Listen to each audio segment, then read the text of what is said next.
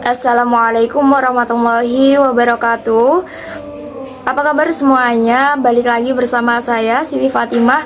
Di sini saya akan menjelaskan mengenai globalisasi. Mulai dari apa itu globalisasi, apa pengaruh globalisasi, dan faktor apa saja yang mempengaruhi budaya organisasi. Langsung saja, yang pertama yaitu pengertian globalisasi. Apa sih globalisasi? Globalisasi itu adalah sebuah perubahan sosial berupa bertambahnya keterkaitan di antara elemen-elemen yang terjadi akibat perkembangan teknologi di bidang transportasi dan komunikasi yang memfasilitasi pertukaran budaya dan ekonomi internasional.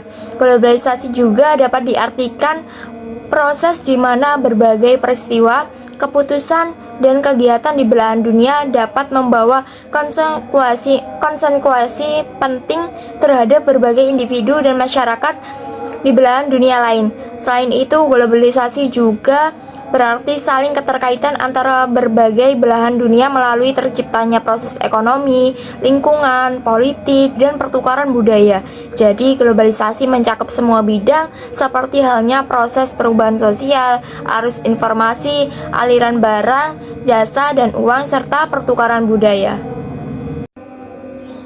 Globalisasi juga bisa didefinisikan sebagai suatu proses dari gagasan yang muncul kemudian ditawarkan untuk diikuti oleh bangsa lain yang pada akhirnya sampailah pada satu titik kesepakatan bersama dan menjadi pedoman bersama bagi bangsa-bangsa di seluruh dunia. Globalisasi tidak hanya pada kelompok atau negara tertentu saja.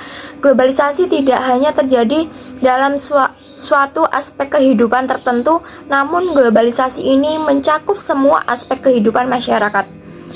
Dan globalisasi ekonomi. Proses globalisasi ekonomi ialah perubahan perekonomian dunia yang sifatnya mendasar dan struktural, dan proses ini akan berlangsung terus dengan lajunya yang semakin cepat mengikuti perubahan teknologi yang juga akan semakin cepat serta pola kehidupan masyarakat dunia.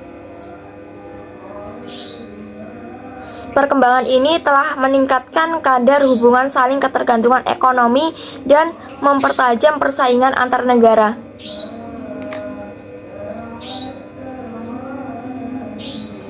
Tidak hanya dalam perdagangan internasional saja, akan tetapi juga dalam investasi, keuangan, dan produksi. Globalisasi ekonomi ini ditandai dengan menipisnya batas-batas geografi dari kegiatan ekonomi atau pasar secara nasional atau regional. Batas-batas geografi dari kegiatan ekonomi atau pasar secara nasional atau regional yang melibatkan banyak negara. Globalisasi ekonomi biasanya dikaitkan dengan proses internasionalisasi produksi, perdagangan, dan pasar uang. Globalisasi ekonomi merupakan suatu proses yang berada di luar pengaruh atau jangkauan kontrol pemerintah karena proses tersebut terutama digerakkan oleh kekuatan pasar global, bukan oleh kebijakan atau peraturan yang dikeluarkan oleh sebuah pemerintah secara individu.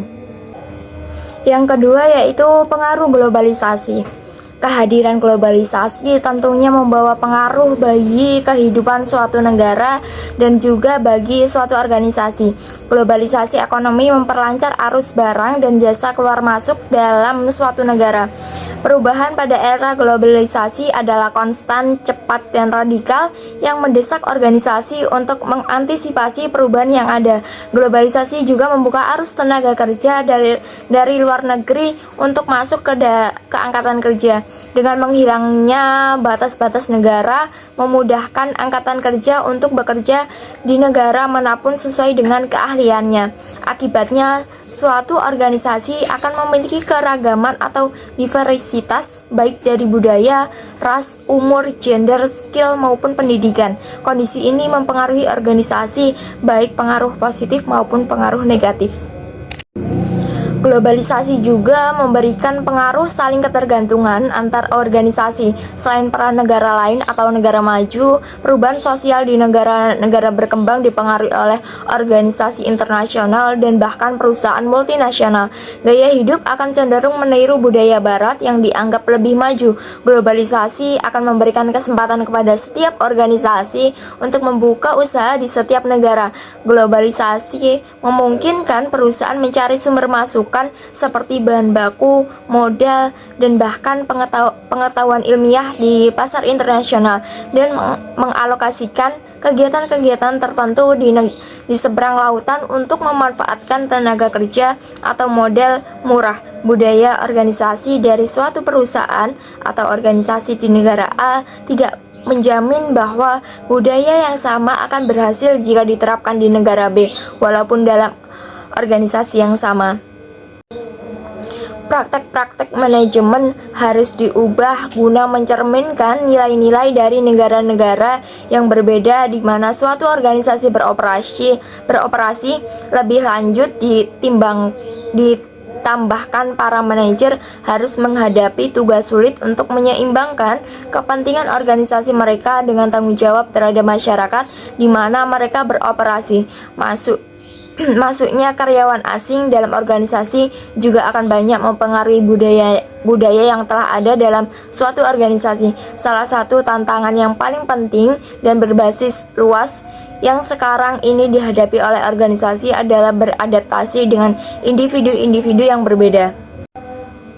Globalisasi berfokus ada perbedaan di antara individu-individu yang berbeda. Globalisasi akan membuat dunia seragam sehingga menghilangkan dalam negeri, demikian pula sebaliknya. Globalisasi telah memberikan dampak pada seluruh aspek kehidupan masyarakat tak terkecuali juga jati diri bangsa, kebudayaan lokal dan identitas suatu negara karena arus budaya yang lebih besar yang merupakan budaya dan identitas global. Hal-hal di atas akan menjadi tantangan yang besar bagi suatu organisasi karena akan timbul fanatisme rasial, etnis, dan agama dalam suatu organisasi.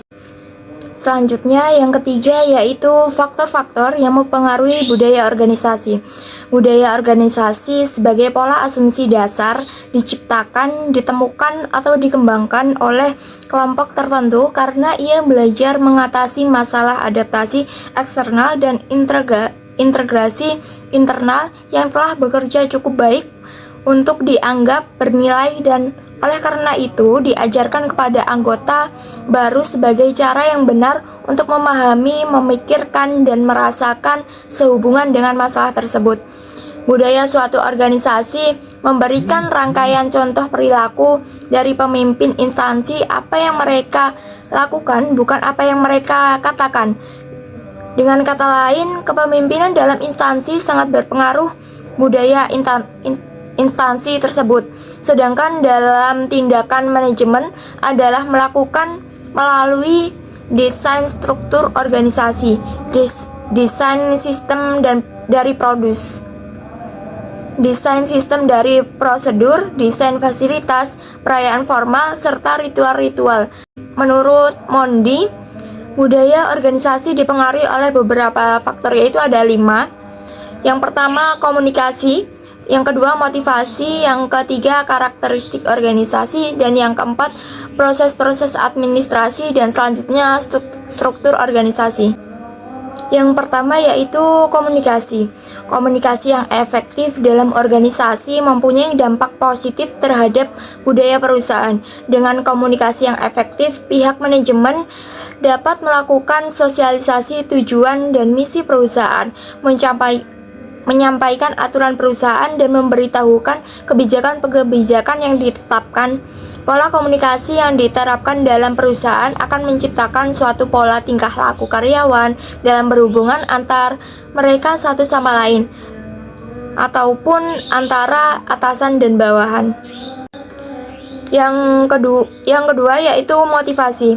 Upaya-upaya manajemen memotivasi karyawan juga membentuk budaya tersendiri dalam perusahaan. Apakah karyawan selalu dimotivasi dengan uang? Bagaimana perusahaan memandang kerja keras karyawan, atau sejauh mana perusahaan memperhatikan kondisi lingkungan kerja? Upaya perusahaan memotivasi karyawan akan menunjukkan bagaimana perusahaan memandang sumber daya manusia yang ada di dalamnya. Yang ketiga yaitu karakteristik organisasi. Ukuran dan komplektivitas organisasi akan menentukan tingkat spesialisasi dan hubungan personal, yang selanjutnya mempengaruhi tingkat otoritas pengambilan keputusan, kebebasan tanggung jawab, dan proses komunikasi yang terjadi. Selain itu, bidang kegiatan organisasi juga mempengaruhi budaya yang berlaku di organisasi. Yang keempat yaitu proses-proses administrasi. Yang dilakukan dalam hal ini adalah pemberian penghargaan terhadap yang berprestasi, toleransi terhadap konflik, dan kerja kelompok yang terjadi. Proses ini akan mempengaruhi budaya karena akan menunjukkan individu yang bagaimana yang dipandang berhasil dalam perusahaan, bagaimana perusahaan memandang konflik, dan apakah perusahaan tersebut menekankan kerja kelompok atau individu. Yang kelima, yang terakhir yaitu struktur organisasi. Struktur organisasi bisa saja kaku ataupun fleksibel. Selain itu, dalam setiap organisasi mungkin pula terjadi sentralisasi atau formalisasi yang tinggi ataupun rendah. Semua itu berpengaruh pada budaya perusahaan. Dalam struktur yang kaku atau formalisasi yang tinggi akan berlaku kebiasaan untuk menghindari sesuatu yang tidak pasti, dan segala sesuatu harus dibuat aturan tertulisnya. Dan struktur yang fleksibel dan formalisasi yang tidak tinggi, mungkin karyawan lebih dibiasakan untuk menghadapi ketidakpastian secara kreatif dan mandiri. Nah, dari beberapa kelima tadi, berdasarkan teori Mondi di atas dapat disimpulkan bahwa faktor-faktor yang mempengaruhi budaya organisasi sangat perlu diperhatikan untuk kinerja karyawan dan perkembangan sebuah perusahaan. Baik, demikian yang dapat saya sampaikan. Jika ada kekurangan atas penyampaian ataupun yang lainnya, saya mohon maaf yang sebesar-besarnya. Besar harapan saya video ini bisa bermanfaat untuk kalian semuanya. Akhir kata, wassalamualaikum warahmatullahi wabarakatuh.